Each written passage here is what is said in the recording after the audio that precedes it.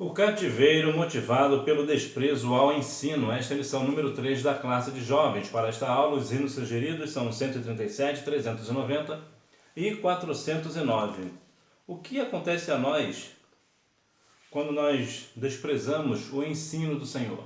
O que acontece conosco, com a nossa vida? Será que nós teremos uma vida de liberdade ou uma vida de cativo?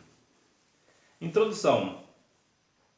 Com base nessas duas linhas de abordagem, inicialmente a lição trata sobre os perigos que cercam o crente, no sentido de se esquecerem da lei do Senhor, seguido do alerta para que não se deixe de ouvir a palavra de Deus, culminando assim com uma denúncia sobre os falsos ensinos na atualidade. Então veremos aqui três pontos principais, que são o que acontece quando esquecemos da lei do Senhor. Veremos sobre o alerta de quando nós deixamos a palavra de Deus. E finalmente, acerca da questão que acontece muito nos dias atuais, que é a questão dos falsos ensinos.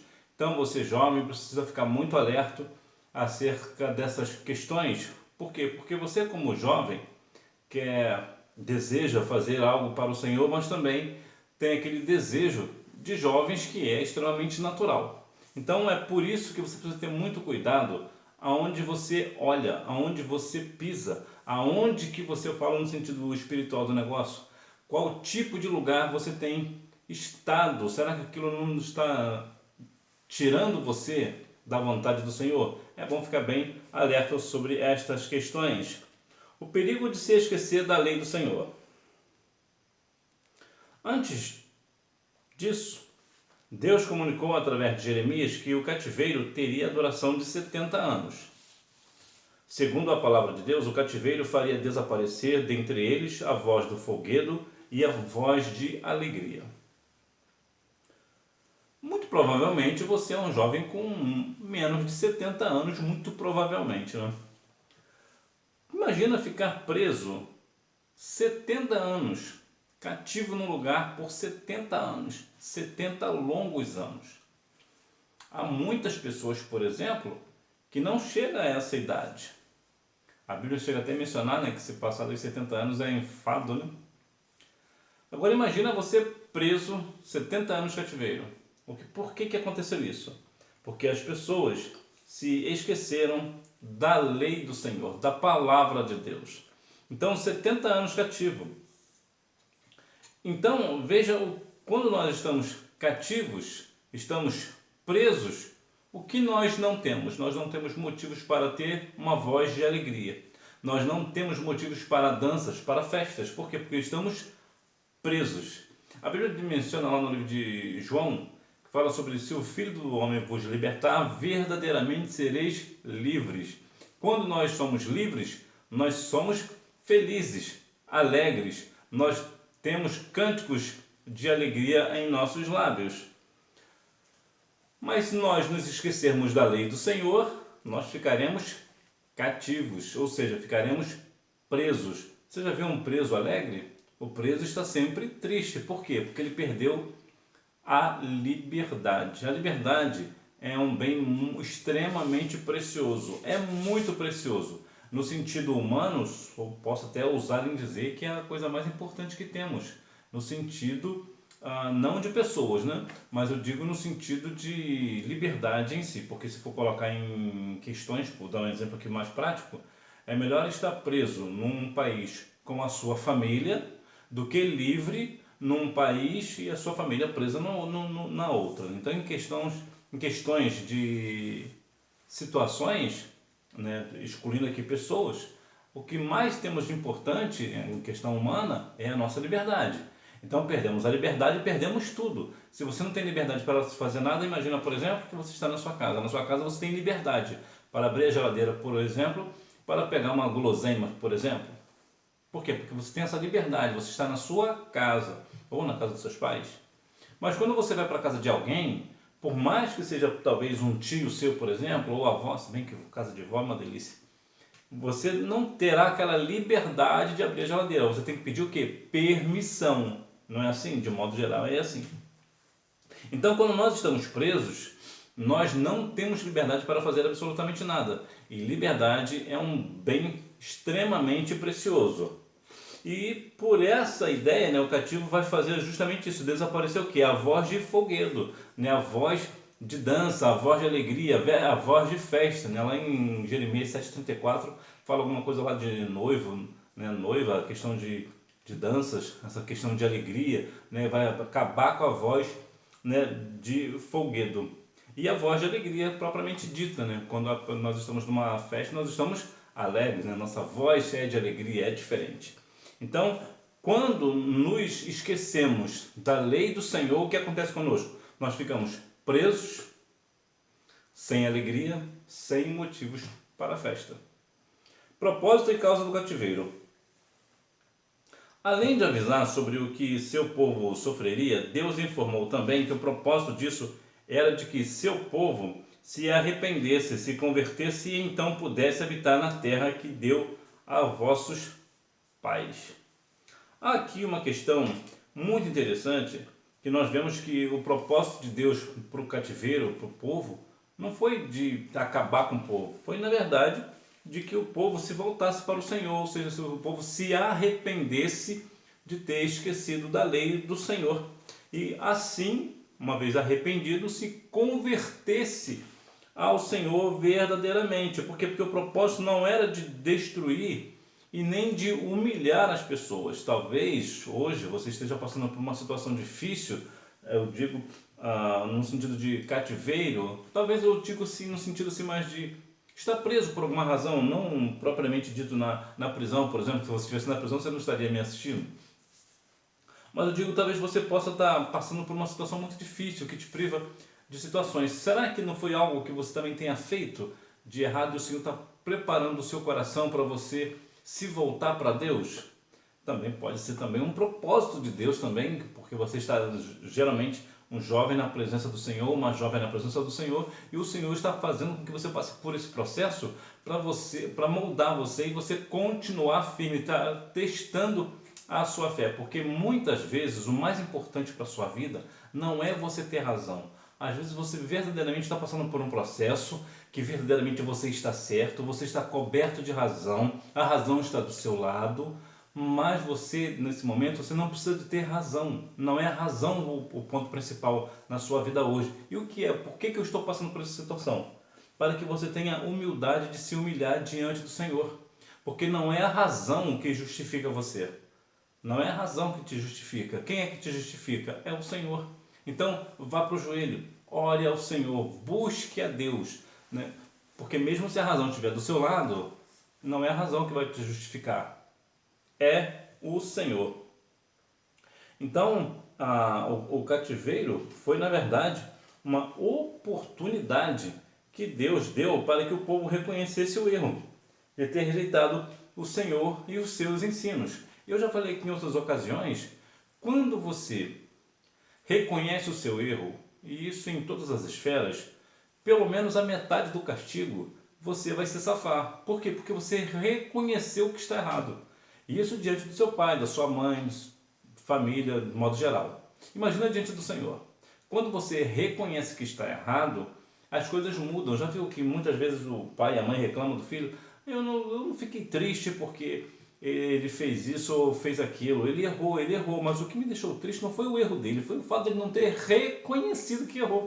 Então, quando você reconhece que está errado, muitas coisas vão acabar ficando para você numa boa. Vai acabar o castigo, né? Certamente você vai sofrer algum castigo por conta disso, alguma punição. Mas o fato de você reconhecer que realmente você está errado, isso, claro, se você estiver errado, porque às vezes você não tem como reconhecer um erro se você não está errado, né? Às vezes a razão está do teu lado. Então, se a razão está do teu lado e você está certo, então você não tem por que assumir um erro de uma coisa que você não fez. Né? Eu digo aqui no sentido se você está errado, quando você está errado. Então, quando você está errado, você precisa assumir a sua responsabilidade, você só tem a ganhar. É difícil, mas você só tem a ganhar.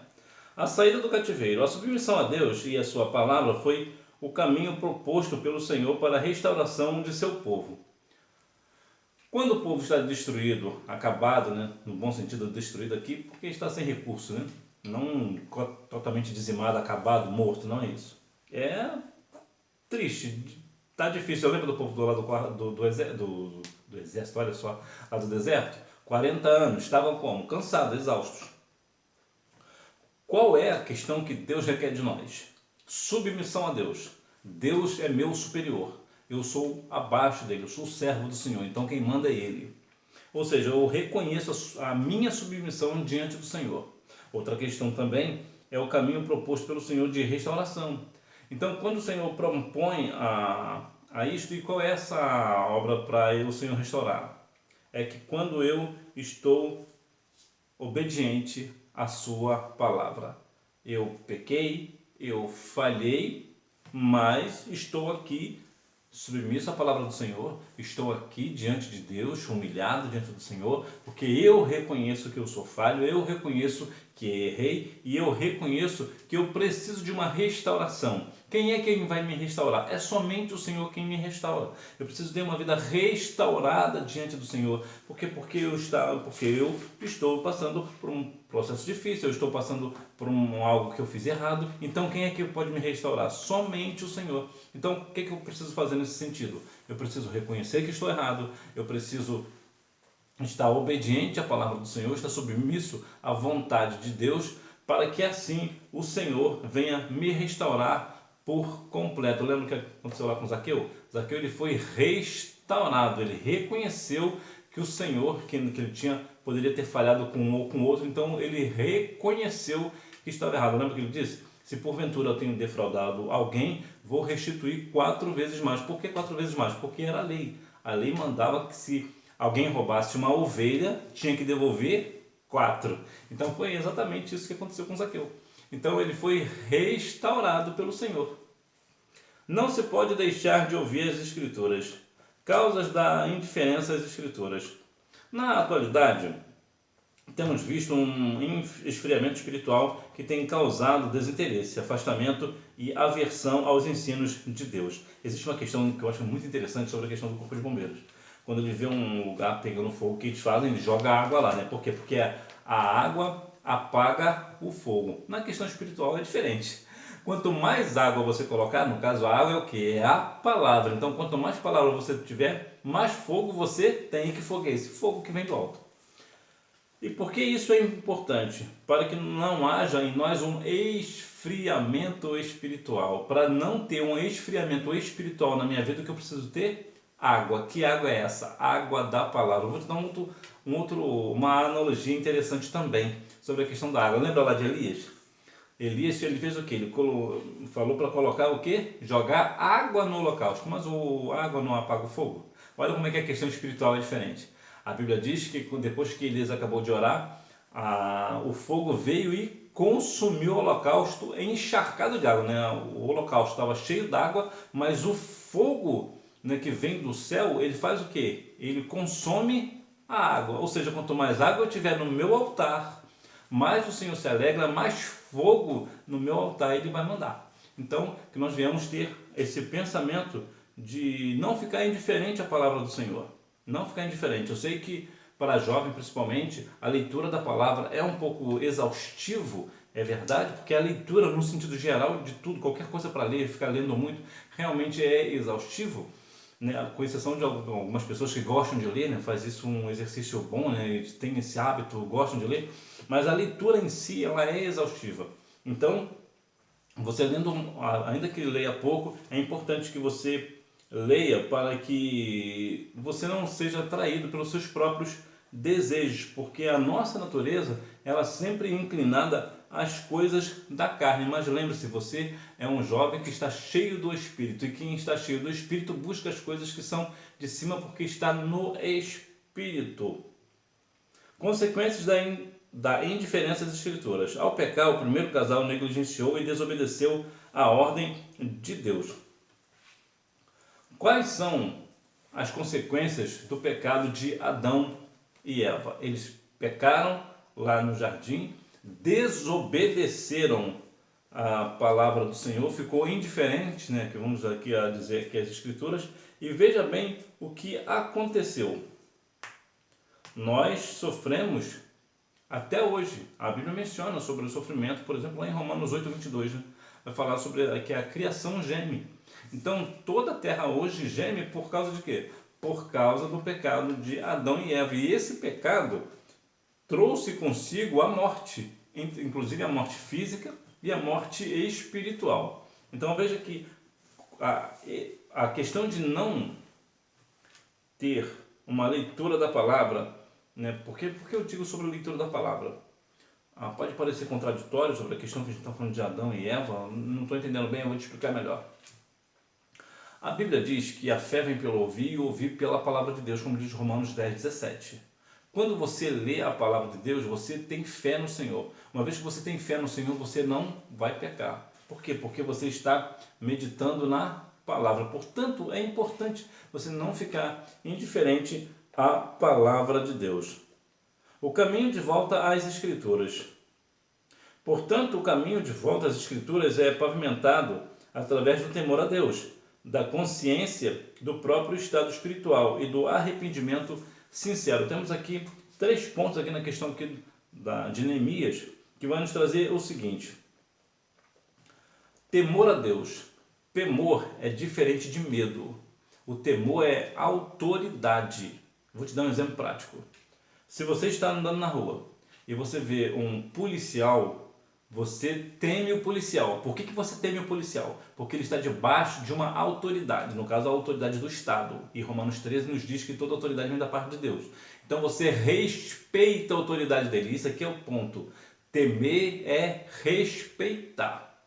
Agora, se você vê uma pessoa armada que não, você sabe que ele não é um policial, aí você não teme, você tem medo. Por quê? Porque você sabe que aquele homem ou aquela mulher pode te fazer um mal diferente do policial, pelo menos de via de regra, né?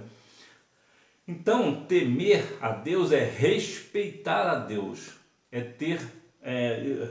reconhecer a autoridade que Deus tem. E então isso é diferente. Temer e ter medo, né? Medo e temer são coisas diferentes. Portanto, temer a Deus é respeitar a Deus, entender que Deus tem uma autoridade. Ter medo é ter pavor, é ter pavor, susto, medo, né? Isso é a questão do medo, né? O medo propriamente dito. E também a questão da consciência do estado espiritual. Qual é a minha consciência espiritual hoje? Como é que eu estou diante de Deus, debaixo dessa autoridade de Deus? Como é que eu estou diante do Senhor? Será que aquilo que eu estou fazendo hoje, estou respeitando a autoridade de Deus ou estou afrontando a Deus? Então aqui temos uma outra questão também. E a questão do arrependimento sincero. O arrependimento ele só pode ser sincero. Não existe outro tipo de arrependimento. O arrependimento que não é sincero, ele não vai levar ao céu. Nós devemos ter um arrependimento sincero. O que é um arrependimento? Arrependimento é mudar de direção, é mudar aquilo que eu fiz hoje, eu me arrependo de ter feito, portanto amanhã eu não vou fazer. Ou seja, eu paro de fazer, eu tomo uma decisão diferente, eu mudo de direção, eu mudo de pensamento, eu mudo da minha mente, o meu coração. Por quê? Porque eu estou arrependido. Agora, a pessoa que está arrependida artificialmente, superficialmente, o que vai acontecer? Vai pecar hoje, vai pecar amanhã, vai continuar pecando, vai dizer que está arrependido, não está arrependido nada. Então, um arrependimento sincero, e só pode ser arrependimento sincero, é aquele que faz com que você mude o seu coração, a sua mente, e você volte atrás e não quer mais fazer aquilo que você fazia. O perigo dos falsos ensinos. O primeiro passo é reconhecer a realidade dos falsos ensinos em todas as épocas da história. Em todas as épocas da história temos ensinos errados. Veja, por exemplo, lá no Jardim do Éden, já aconteceu lá a questão do ensino errado. Lá no céu também já aconteceu o ensino errado, né? Quando o adversário juntou lá a turma de anjos lá e se rebelou contra Deus. Então é o que? O ensino errado. Por que era um ensino errado? No caso aqui, só para a gente ser prático, o adversário possivelmente deve ter mentido aos anjos dizendo, olha, eu sou igual a Deus, semelhante a Ele, então vem comigo porque eu tenho o mesmo direito que Ele tem, algo dessa natureza, só para a gente ter uma noção. Então é o que? É um falso ensinamento. Então já começou as coisas desde o princípio, já tem a questão do falso ensino. Por quê? Porque o diabo ele é o quê? Enganador. Ele é mentiroso, ele nunca se firmou na verdade. E lá nos dias de Elias já existia profetas que enganavam o povo de Deus. E aqui há um caso interessante. Como é que pode o povo de Deus ser enganado na época dos profetas? Por quê? Primeiro, porque não ouviam a palavra dos profetas, né? Na verdade é essa daí, preferiam ir correr atrás de outros profetas. E também pela questão da falta do conhecimento bíblico. Não é o que acontece hoje. Como é que eu sei que um profeta ele é falso? Quando eu conheço a verdade. Qual é a verdade? A palavra de Deus. Mas se eu não conheço a palavra de Deus, como é que eu vou entender que aquela pessoa está falando algo que não é da parte de Deus? Eu estive conversando esses dias com um obreiro e falei a respeito dele sobre a questão de como reconhecer uma nota falsa. Nós não precisamos, uma nota de dinheiro, né? Nós não precisamos ver a nota falsa. Nós precisamos apenas conhecer bem a verdadeira. Uma vez eu reconheço que eu sei quando a nota ela é verdadeira, por quê? Porque eu só vejo a verdadeira, eu só conheço a verdadeira. Quando alguém trouxer uma nota falsa para mim, eu reconheço imediatamente. Assim também somos nós. Quando nós conhecemos a palavra da verdade, que estamos firmados na verdade. Então, quando alguém traz a mentira, nós reconhecemos imediatamente. Nos dias de Jeremias, o espírito do engano atuava abertamente. Parece que não é muito diferente hoje, né? Vemos, inclusive até na igreja, infelizmente, pessoas que falam do engano de uma forma completamente aberta. Não tenta nem se esconder. Fala abertamente, toda a igreja sabe, todo o povo sabe que aquela pessoa é uma pessoa de engano, é uma pessoa que fala enganosamente.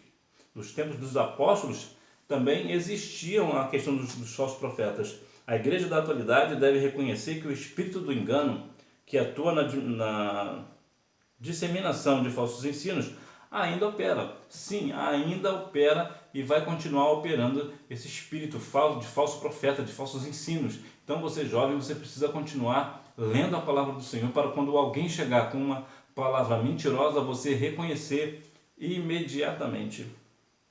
Identificando os falsos ensinos. Diante da realidade dos falsos ensinos e de seus males, é preciso identificá-los por meio da própria Bíblia. Quando nós temos a questão de conhecer a palavra de Deus, nós reconhecemos a voz de Deus, a voz do nosso pastor. Então, quando alguém, o jovem, que está conhecendo a palavra de Deus, ou melhor, que conhece a palavra de Deus, continua prosseguindo, Oséias 6,3, em conhecer ao Senhor, ele conhece a voz do seu pastor, conhece a voz, qual é o seu pastor? É o Senhor, e conhece a sua palavra, a Bíblia Sagrada, ele identifica imediatamente os falsos ensinos. Ninguém consegue enganar este jovem ou esta jovem. Geralmente as jovens costumam ler mais do que os jovens. De modo geral, as meninas costumam ter mais apego à leitura do que nós homens. Nós homens somos um pouco mais devagar nesse sentido, mas é importante que todos nós venhamos continuar lendo a palavra do Senhor e meditar na lei do Senhor de dia e de noite. Para quê? Para nós conhecermos a palavra do Senhor e, consequentemente, também ouvirmos a voz do nosso Senhor. Lembra de Samuel? Que Samuel estava na casa de Deus, mas ainda não conhecia a voz do Senhor. Mas depois que ele passou a conhecer a voz do Senhor, tudo foi organizado e Samuel foi um grande homem de Deus. Portanto, para você ser uma pessoa da parte do Senhor, um grande jovem de Deus, uma jovem de Deus, continuar sendo, conheça a voz do seu pastor, pastor que eu digo o Senhor. Vencendo os falsos ensinos. Portanto, podemos afirmar que a forma mais eficaz de enfrentar e vencer os falsos ensinos é manter viva a confiança na verdade do Evangelho, pregando-o em todo o tempo sem adulterá-lo. Então, como é que nós vamos vencer os falsos ensinos? Manter vivo a confiança na verdade do Evangelho. O Evangelho de quem? O Evangelho de Cristo. E há uma questão muito interessante, é quando você começa a pregar o Evangelho em todo o tempo, você acaba ficando mais aperfeiçoado naquilo. Quanto mais você fica aperfeiçoado naquilo, melhor você se identifica. Eu vou te dar um exemplo prático. Não que eu queira qualificar o Evangelho como um produto, mas só para nós entendermos. Um vendedor, quando ele vende algo em sua loja, ele procura conhecer tudo daquele produto, porque quanto mais ele conhecer aquele produto, ele fala com mais autoridade, ele fala melhor, ele explica melhor para o cliente, para que aquele cliente venha entender para que serve aquele produto. O evangelho é a mesma coisa, quanto mais você prega, mais afinidade com o evangelho você tem. Então, os falsos ensinos não chegam até você, por quê? Porque você conhece bem o evangelho, você está enraizado no evangelho, então você conhece bem. E outra coisa, você não deve de forma nenhuma adulterar o evangelho. Lembra que a Bíblia diz que ainda que desça um anjo trazendo um outro evangelho, seja maldito, né? Esse anjo seja amaldiçoado, por quê? Porque está pregando o evangelho diferente do evangelho de Cristo. Então não queira adulterar o evangelho, continue pregando o evangelho de forma que o evangelho de fato é. E você verdadeiramente, você assim ajudará as pessoas a vencer os falsos ensinos. Conclusão. Partindo do exemplo histórico do cativeiro babilônico que o povo de Deus sofreu, essa lição é um alerta à igreja e aos crentes da atualidade acerca dos perigos e das terríveis consequências advindas do desprezo aos ensinos divinos. Infelizmente, nós vemos as escolas bíblicas dominicais, por exemplo, os cultos de doutrina, os estudos bíblicos de modo geral, sempre com poucas pessoas presentes. De modo geral, a escola bíblica dominical, por exemplo, tem cerca de 30% a 50% somente de pessoas da igreja. Por exemplo, se na sua igreja tem 100 pessoas, 100 membros, somente entre 30 pessoas e 50 pessoas estarão na igreja, na escola bíblica dominical. De modo geral é assim. Faço fé de que na sua igreja seja diferente. A maior parte, se não todos, mas pelo menos a maior parte estejam presentes na igreja. Mas de modo geral as igrejas têm sempre esse trabalho de ensino, a escola bíblica dominical, os cultos de doutrina e ensinos bíblicos de modo geral, tem muito pouca presença. As pessoas não estão procurando os ensinamentos. E o que acontece quando eu desprezo o ensino da palavra? Eu serei um cativo, eu ficarei preso nas coisas desta vida, nas coisas do mundo. Por quê? Porque eu não conheço a palavra, eu não conheço a verdade, eu não busco ao Senhor. Então é perigoso essa questão das pessoas desprezarem a palavra de Deus. E lembrarmos sempre que a palavra de Deus é a nossa única regra de fé e prática. Ora, se é a minha única regra de fé e prática, eu preciso ter fé na Bíblia e praticar a Bíblia.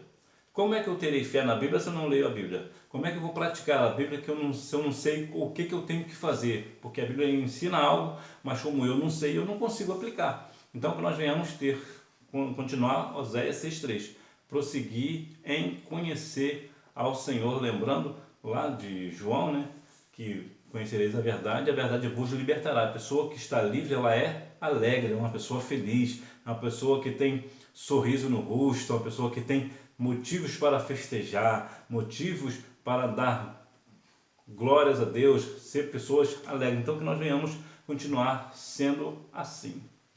Hora da revisão, número 1. A primeira foi a de uma vara de amendoeira, como clara referência à infalibilidade da palavra de Deus, enquanto a segunda foi a de uma panela a ferver inclinada para o norte, indicando a mensagem de juízo que ele teria de transmitir e que viria da região do norte. Número 2, duraria 70 anos. Número 3, o propósito era de que seu povo se arrependesse e se convertesse e então pudesse habitar na terra que deu a vossos pais. O propósito do cativeiro não foi o de destruir e nem de humilhar, mas o de disciplinar e corrigir. Número 4. O cativeiro de volta às Escrituras, o caminho de volta às Escrituras, pavimentado através do temor a Deus, da consciência do próprio estado espiritual e do arrependimento sincero. Número 5. A forma mais eficaz de enfrentar e vencer os falsos ensinos é manter viva a confiança na verdade do Evangelho, pregando-o em todo o tempo sem adulterá-lo. Que nós venhamos a cada dia mais buscar ao Senhor, para que nós não venhamos ser presos, ser cativeiro motivado pelo desprezo ao ensino. Que nós não venhamos desprezar O ensino para quê? Para nós sermos alegres, felizes, né? Para que nós não venhamos ficar como o mundo está aí, completamente cativo pelo desprezo da palavra do Senhor, devido ao desprezo ao ensino da palavra. Que Deus em Cristo continue abençoando a sua vida e você me vê na próxima aula, se Deus quiser. Tchau!